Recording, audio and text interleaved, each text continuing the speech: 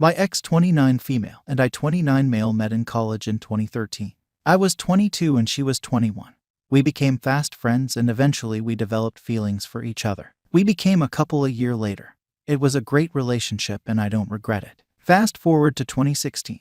I was home when she called me saying she was outside and that we needed to talk. So I went outside and I saw that she was crying in her car. I went up to her and asked what's wrong. She confessed that she cheated on me. I don't want to go into details because I'm trying to keep this short. I was shocked, hurt, and was teared up. She went on saying that we needed to break up because I deserved better than her and that she developed feelings for a P. I warned her about rushing it with someone else and that a relationship that begins by cheating usually ends badly. After we finished talking, I walked back to my house, but before I went in, I turned around to see her one more time and she was still crying. Once I went inside, she posted on social media saying I wish I could just disappear with a crying emoji. I proceeded to remove her from social media after that. As I was mourning the end of my relationship, I also thought about how her new relationship will blow up in her face. Fast forward 2 years later, she messages me asking me to meet up because she wanted to talk. I knew the day had arrived, so I met her at a diner and she was miserable.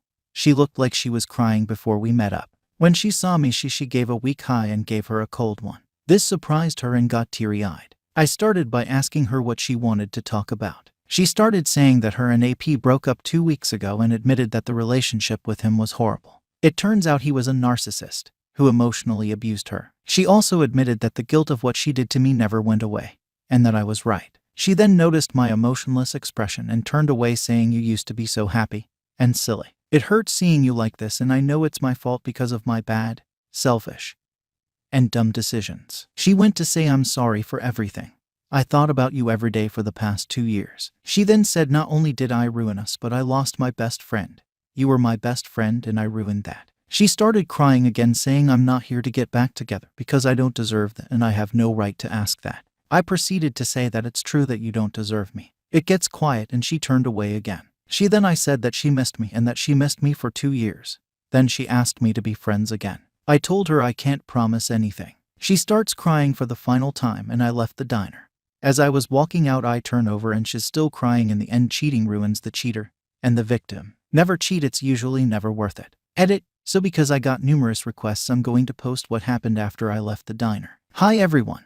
I have decided to do an update to my original post due to numerous requests. This will be my only update since there's nothing else to say afterward. Before I go any further, I have some things to clarify about my original post. 1. The AP was emotionally abusive.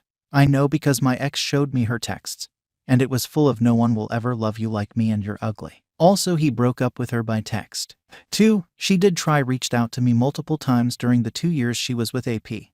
She asked how I was doing, "I'm sorry, and are you okay?" I ended up not responding. I didn't block her because I was waiting for when her relationship blew up. 3. Friends and family actually saw her during the 2 years and they all said the same thing. She looked miserable, and when she saw them, she would run up to them and ask how I'm doing and to tell me that she will never stop being sorry. 4. The diner meeting happened in 2018. Now back to the story. After I got home from the diner, she messaged me saying, "If we become friends again, I'll work my butt off to earn back your trust, and if not, please know I'll always be sorry for everything." Fast forward a year later, and I bumped into her at a while buying lunch. We caught up and I wasn't as cold as before. I will admit I'm a little embarrassed about what I did next. I offered her a FWB with me and she accepted. The FWB lasted for a few months. When I look back, I think I did it for closure and to show her what she's missing. I ended it because I felt that I got my closure. She was disappointed but also understood. A few months later, she started seeing someone new and they dated until early 2020 before the pandemic hit. She showed up to my home unannounced and revealed to me that the new guy cheated on her with multiple women and actually blamed her for the cheating.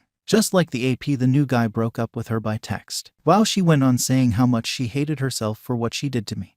But now she understands how I felt. I gave her a hug and told her to take these lessons and never forgot them. She thanked me and left. Fast forward to now.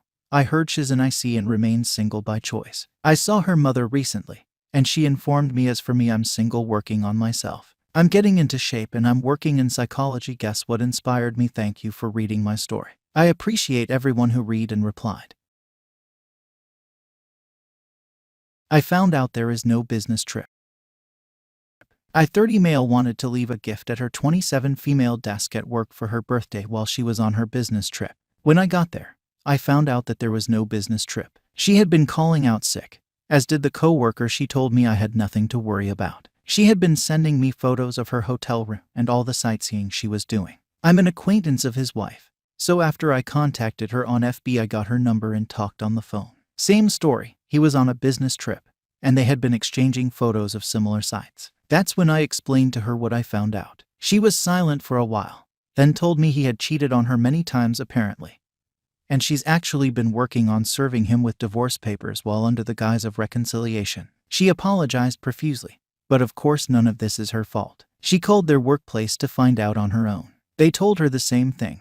He called out sick. So here we are. My GF is still texting me like normal, pretending she's sitting at a boring meeting. I'm extremely distraught and my anxiety is at an all-time high, but surprisingly I'm not crying this time. This isn't the first time I was cheated on.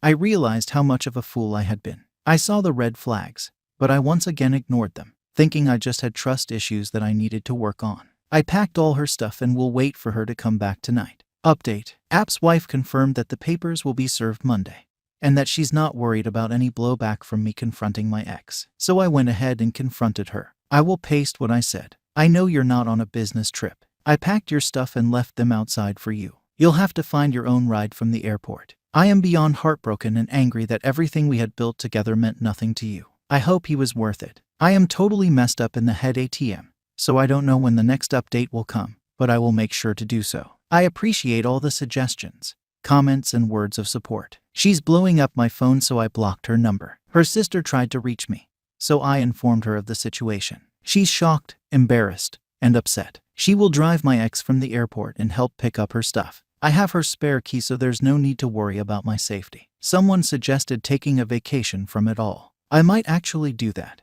but first I need some time to get myself right again. I had an anxiety attack. Very nearly called my ex too, out of habit. That realization made me even more sad. This sucks. So apparently AP's wife, let's just call her Jenny, inquiry along with mine set off a flag at their company HR, and they decided to investigate. Makes sense.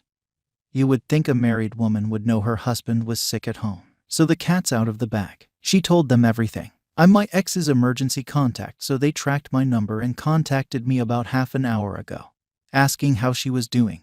She called out sick and hasn't responded in a few days. I told them everything as well. She wasn't sick. She had told me she was on a business trip but lied. She went on a trip with that asshole and is cheating on me with him. Everything just spilled out. I guess I still have so much bottled up I need to let out. So that's still developing ATM. Meanwhile, since I'm up, I might as well update you all. So shortly after I texted my ex yesterday, and she started blowing up my phone, Jenny texted me that a P has been texting her, being much more communicative than normal, and eventually asked if anything was up and what she was doing. She played along. This pretty much confirms that him and my ex were together. My ex and her sis came and picked up her stuff after they landed last night. They didn't knock. I didn't open the door. After they were done, they sat in their car for a while. I could see her sister's hand gestures moving frantically as they talked. Maybe she was lecturing her or what.